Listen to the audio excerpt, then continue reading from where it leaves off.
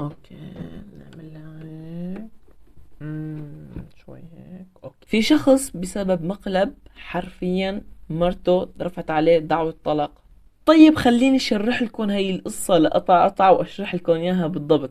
فكملوا المقطع للاخر، وقبل ما تكملوا المقطع انزل حط لايك، اللايك كتير بيعطيني تحفيز، وكتب لي تعليق حلو مثلك. وطبعا لا تنسى تشترك بالقناة وتفعل زر الجرس، كتير كتير هالشي بيحفزني لما اشوف في مشتركين جداد.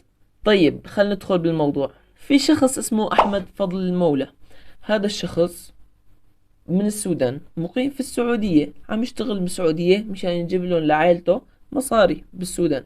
بسبب مقلب صغير حرفيا حياته تغيرت للزلمة. طيب شو هو المقلب؟ كيف كان المقلب؟ هلا رح فرجيكم مقطع بعد شوي، بس خليني اشرح لكم اكتر شوي.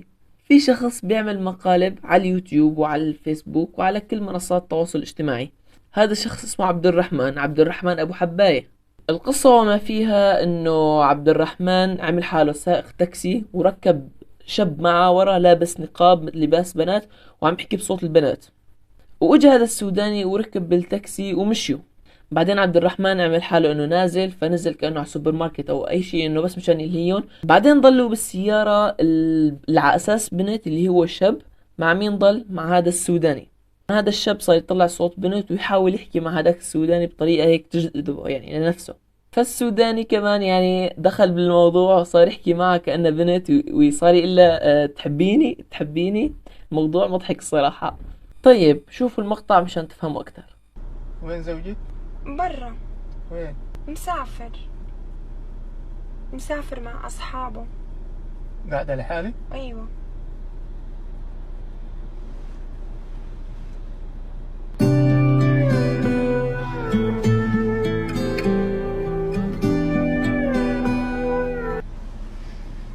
قاعدة أبكي على حبي.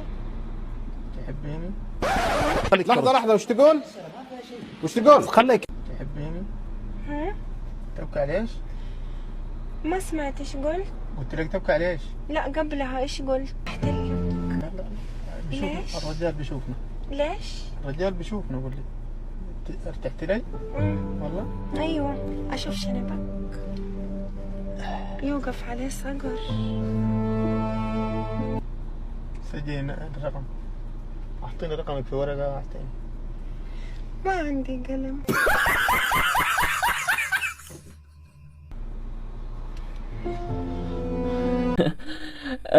صار هذا الشاب اللي عامل حاله بجد صار يتحرش فيه ويدقره وكذا. بس هم يعني صراحة صاحبين المقلب بالغوا بزيادة. ركزوا لي على هالكلمة. الزلمة حكى أنا ما بعرف شو يعني سناب شات. هالكلمة جدا مهمة. كملوا المقطع راح أشرح لكم ليش.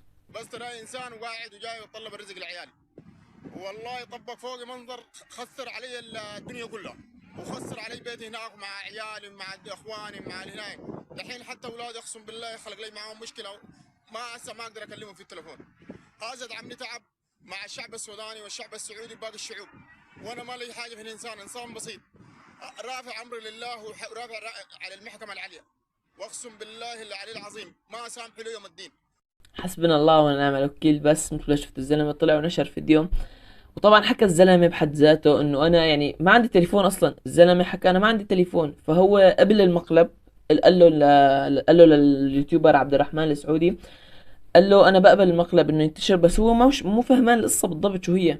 وطبعا مثل ما شفتوا بالفيديو تزاعل مع مرته بدها تطلقه، اولاده تزاعل معهم، فخربان بيت حرفيا. طيب تعالوا نشوف هذا الخبيث عبد الرحمن شو عمل. بكل وقاحة نشر فيديو عم يبرر لنفسه، وقال انا لازم اخذ موافقة اي شخص، وفرجانا فيديو انه هو ماخذ موافقته. موافقة الشخص على اني انشر الحلقة. شوفوا انت شوف الحلقه في اليوتيوب طيب؟ بقول له شوف الحلقة في اليوتيوب. حتضحك هتقول والله انا كنت المكر. تمام؟ اتفقنا؟ اتفقنا، لكن بس الله يرضى عليك نحن ستة. خلاص يا حبيبي. السلام عليكم. والسلام.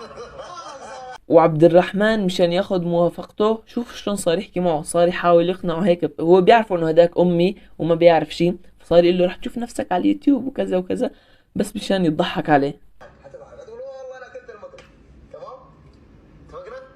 بدل ما انت تطلع تتأسف من جمهورك وتتأسف من عائلة هالشخص وتحاول تصلح بالموضوع عشان ما كان، من كل عقلك طالع وناشر على فيديو عم تبرر لنفسك. وبكل ثقة كاتب ما في أي شخص رفض النشر، كلهم راضين الحمد لله. ما أنت ضليت تخز براسه للزلمة، هذا الزلمة ما بيعرف شو يعني يوتيوب. الزلمة حكى أنا ما عندي تليفون. طيب شو بنستخلص من هذا المقطع؟ نستخلص إنه شخص اسمه عبد الرحمن استغل شخص سوداني مغترب مشان مشاهدات. طبعا عبد الرحمن أنا شخصيا كنت أتابعه، بس حاليا نزل من عيني جدا، ومتأكد مستحيل أشوف له مقطع تاني بسبب هالشي الزفت اللي يعمله. وبالذات لما طلع صار يبرر لنفسه انه انا ماخذ موافقته. شخص امي، هذا شخص امي، انت فيك تقنعه باي طريقة، هاي طريقة جدا سيئة.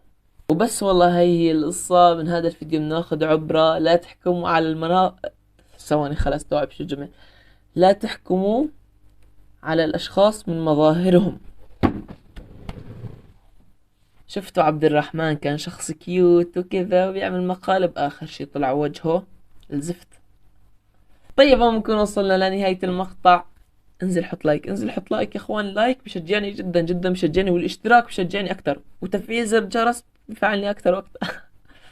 وبس والله هذا هو انستغرامي، او بالتعليق المثبت روح على انستغرام تابعوني يا اخوان، جدا ضروري. عم بنشركم ستوريات جميلة وعم بسألكم كثير شغلات دائما، فبدي اياكم تكونوا متواجدين على انستغرام.